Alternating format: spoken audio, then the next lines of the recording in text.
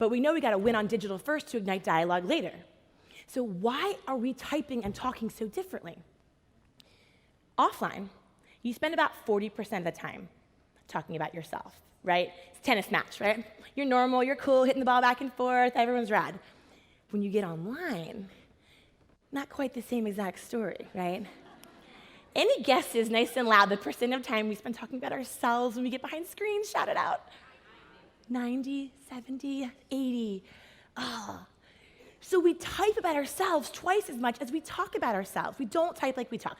So my fancy redneck husband is also a programmer. And he ran all of our social media content through this algorithm that he built. And what he was looking for was, do the words we type, what correlation do they have with the actions people take on our content? And what he found was that there is one word that is the least correlated with people saying yes to you on the internet than any other word. It's also the #1 most used word in the English language. Any guesses, nice and loud? I. So we're essentially typing in selfie mode, right? If you've ever been at the helm of a sinking ship or a terrible project, something gone wrong, personally or professionally, you know that incredible blend of fear and frustration and sadness. And I felt like I was drowning. We had desks where my couches used to be.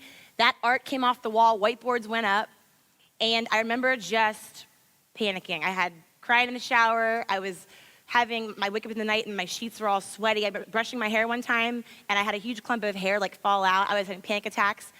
I was drowning in a sea of failure. Even my dad, Mr. Meathead Quarterback, who was always my #1 cheerleader, always said never give up, and he was like, yeah, you gave it a good shot. Might want to, put in the towel on that one. I was like, oh, it's bad. It's really bad. It's bad. So I was getting ready to tell my remaining 5 friends that were still talking to me that I would have to also let them go pretty soon when I was sending out those pub messages. Because I didn't have time to spray and pray. I didn't have time to play the numbers game. I needed business now.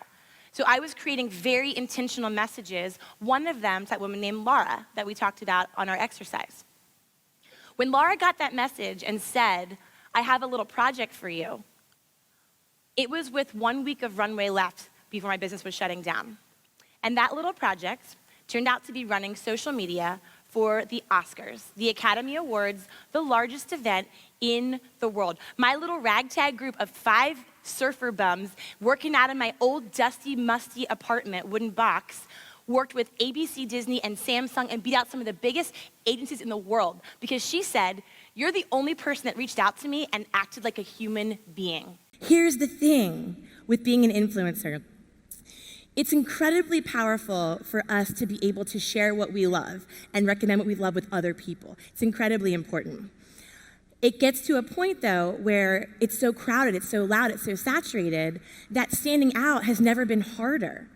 It's never been harder to stand out because a lot of these influencers and a lot of these big brands and companies, they have way bigger budgets than we do. They can hire incredible production crews, and they can spend money to promote. They have an incredible advantage. And so if you look at how saturated the space has become, it's even more important than ever that you have a really clear strategy so that you are maximizing every moment of your precious life. So that's our goal for today. Finally, on top of all of this, and this is not to be rude, me too, when it comes to digital communication, we kind of suck, okay? And I'm not just being rude. This is a study that came out last year that blew my mind. I have to share it with you.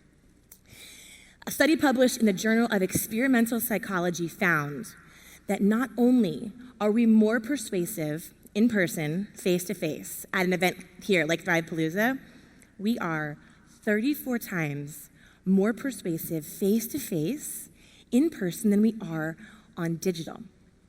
Now, the math on that is that if you want someone to say yes to something you are asking for, you have to send 200 digital messages to equal the power of just 6 in-person asks. Your team's edge is your humanity.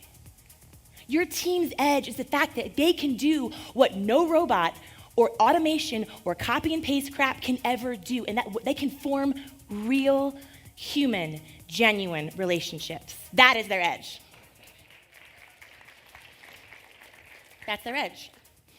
And so when you go back to your team and you're all fired up and you're trying to think of ways to expand what you're doing, keep doing the system that you're doing, yes, and what if you experimented a little bit more with this idea of conscious custom comments? What if you started to kind of play around with how that might work within the system that you have? Because what I want to be clear about is the system you have is working. How can we also incorporate a system that is not just always pushing, but is attracting in a strategic way? Not random acts of content, random drive-by comments, no. I mean a system to automate attraction so they can understand why you and why what Thrive is doing is so different. Because we can't get them there unless we can get them on their own. They want to be curious. We want to cultivate that curiosity.